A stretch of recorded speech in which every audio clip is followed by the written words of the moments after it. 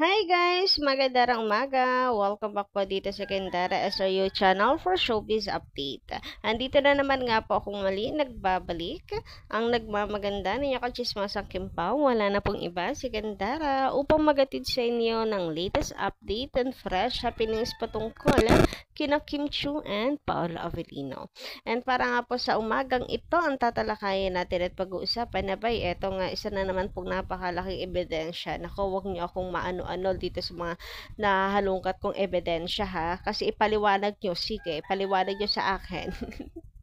Kung papaanong hindi mag-jowa bells yung dalawa. Matibay-tibay to, mga kakimpaw. Kaya excited din ako na i-share sa inyo ang balitang ito. But before that, sa mga hindi pa nakaka-subscribe dito sa ating channel, paki-click lang po tayo ng ating subscribe button at notification bell na nandiyan sa baba para mag-i-updated po kayo at pa-notify tuwing may bago tayong chika at balita hinggil sa Kimpaw.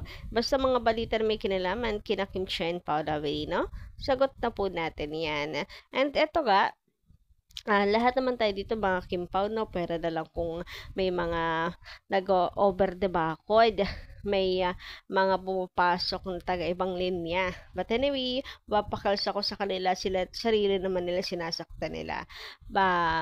Pero ang pinakapunto natin dito, lahat ay Kimpaw fan, but may kanya-kanyang tayong paniniwala kasi. But at least we are Kimpaw na nagmamahal sa kanilang dalawa. May naniniwala sila na at meron din namang hindi. Right? So, ayun, basta nagmi-meet tayo sa intersection na na nakasuporta sa kanila no matter what happened, lalo na napapabalita nga na may another project ang Kimpaw which is teleserye, and I hope full support pa rin po tayo dito, mapatrending natin.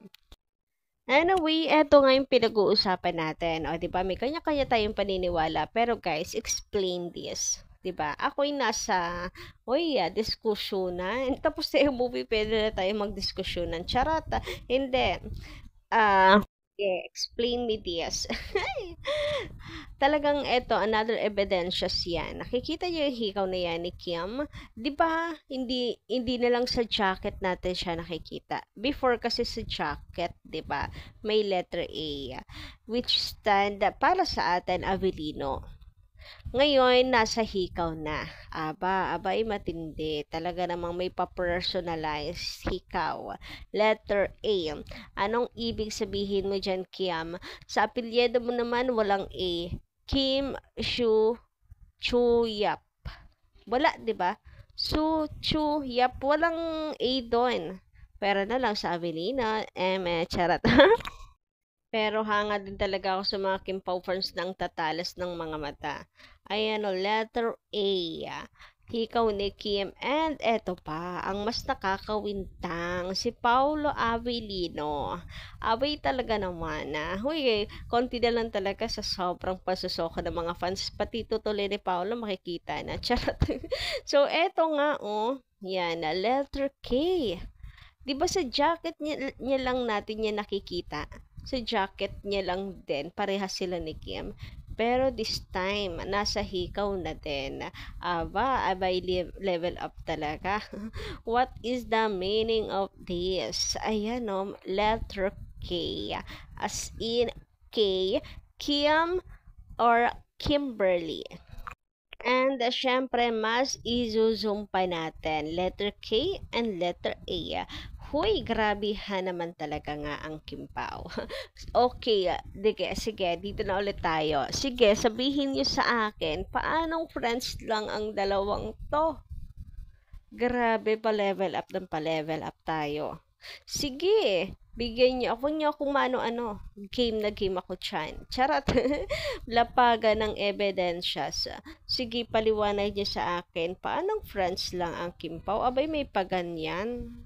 Kung dati, sabi ni Paolo, patibay ng patibay, of course, yung samahan nila ni Kim ngayon, abay, patibay po ng patibay ang evidences na inilalapag. Grabehan naman nga talaga yan. So, nakikita niyo pa yan?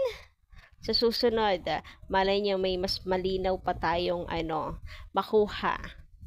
And sana yung tattoo naman na sinasabi na nagpatato si Paolo Avellino ng pangalan ni Kim ay siya namang masoko natin sa susunod. Abay talaga naman pong mapapabili ata ako ng magnifying glass. Charot! Pero 'di ba, am I right? Gawain pa ba ng mag-ano yan, ng mag-friends lang? Ayan o, yung naka-circle din, yung hikaw ni Paulo, letter K. And siguro naman, nakita nyo na rin to sa Facebook, kalat na kalat na rin po ito dyan sa blow up. Mainit yung pinag-uusapan ng mga fans, as in letter K talaga, as in Kim Chu, and hindi ako magsasawang titigan ng titigan yan.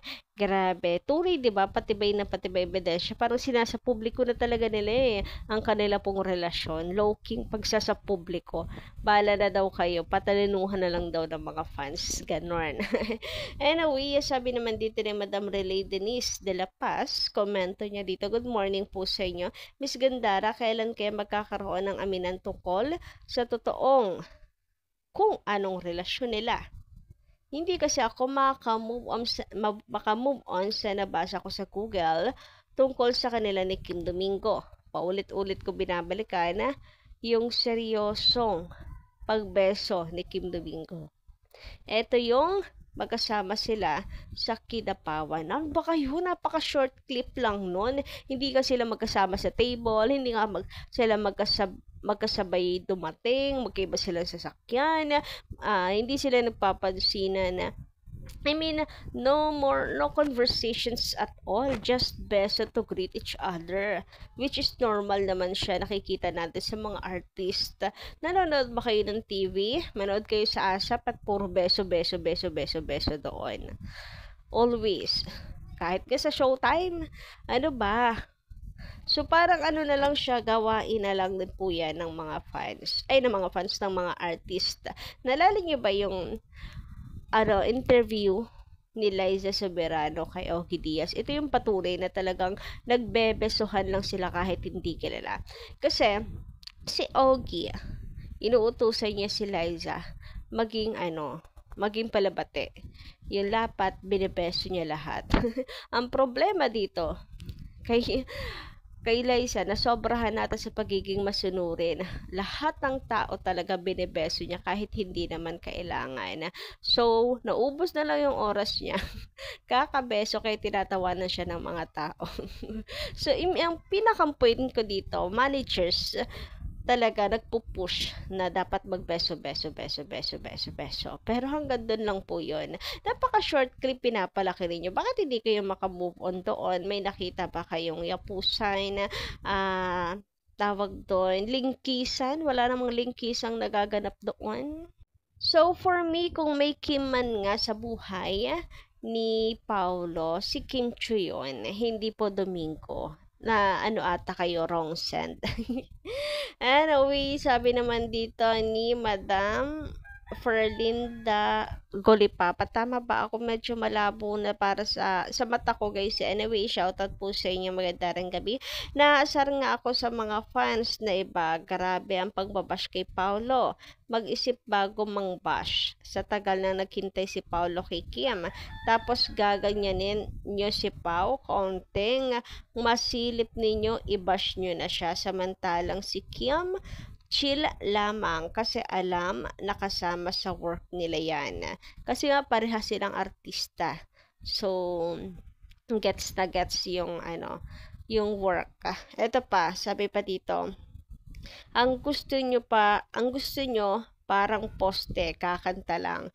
Serenade nga eh. Ewan sa ibang fans, mas selosa pa kay Kim. Tapos parang sila ang family ni Kim. Walang reaction family ni Kim. Kayo parang pag-aari nyo na si Kim. So, about po ata ito doon sa pag-kiss ni Paolo Avellino sa sa mga beauties, lalo na doon sa isa na talaga naman pong pati ako'y na-shock sa kanyang cocomelon. Ito pa sabi dito, kayo parang bakit? Anong kinanta ni Kim? Bakit nung kinantahan ni Kim mga lalaki noon, isa-isa sinayaw pa? Bakit wala kayong nasabi? Si Pau lang ang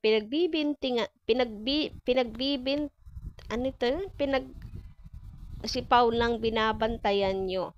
Kung idol nyo, si Sian, doon kayo.